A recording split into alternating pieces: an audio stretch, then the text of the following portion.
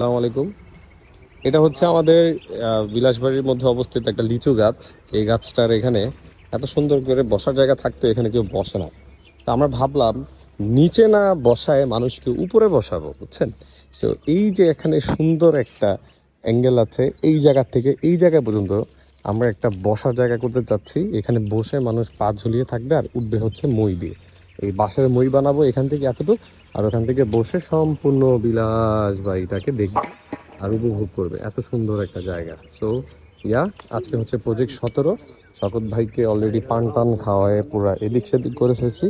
এখন সে মাথা নষ্ট অবস্থা, তার কাটা দেখতেছে কয়শো তার কাটা লাগায় সেটা ঠিক করবে। কি অবস্থা শ্যাডো?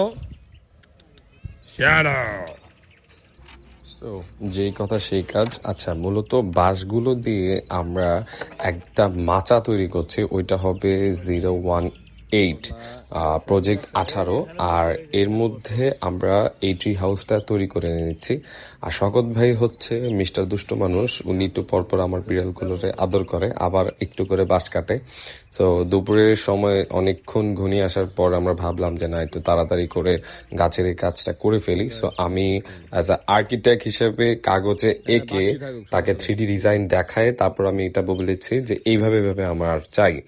সো অনেক কষ্ট করে তাকে বোঝানোর পরে সে বুঝছে।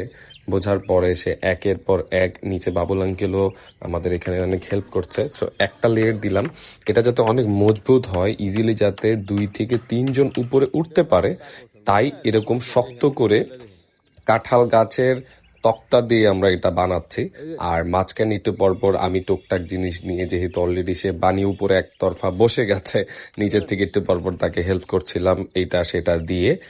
আর ইতোমধ্যে 2টা লেয়ার আমরা শক্ত করে বাটামের উপরে বসিয়ে দিতে পেরেছি। আর 3 নাম্বারটা যেটা যখন দিলাম, ওয়াও, আমার অলমোস্ট যেইভাবে ভেবেছিলাম ওইভাবে অলমোস্ট হয়ে গেছে। সো ইতোমধ্যে দেখছেন পুরা বাড়ি ছড়িয়ে ছিটিয়ে কাজ করছি। আজকে যদিও কোনো বুকিং নেই, তাই আর কি আশেপাশে প্রকৃতি দেখতে দেখতে কাজগুলো করছিলাম। আর শেষে সিঁড়ির মতো করে যে মইটা দিতে চেয়েছিলাম ওইটা আর দিইনি, কারণ ওটা যদি খোলামেলা থাকে তাহলে উঠতে কষ্ট হবে। তাই গাছের উপরে একটা সিঁড়ির মতো স্টেপ করে দিলাম, উইচ ইজ রাউন্ড। মানে ডান পাশ থেকে উঠে ঘুরে বাম পাশ দিয়ে উপরের দিকে উঠবে, মানে ওইটা আরো দেখতে অ্যাট্রাকটিভ লাগবে। আর আমাদের বাবুল চাচা তো বাস এক একটার পর একটা ঝাড়তেই আছে। সো ফাইনাল আমরা যে লুকটা আলহামদুলিল্লাহ পেয়েছি, ওয়াও, জাস্ট ওয়াও, মাশাল্লাহ। এটা খালি চোখে এইভাবে ভিডিওতে দেখে মজা নাই, আপনারা যারা আসবেন ইনশাল্লাহ দেখবেন, খুবই সুন্দর হয়েছে মাশাল্লাহ।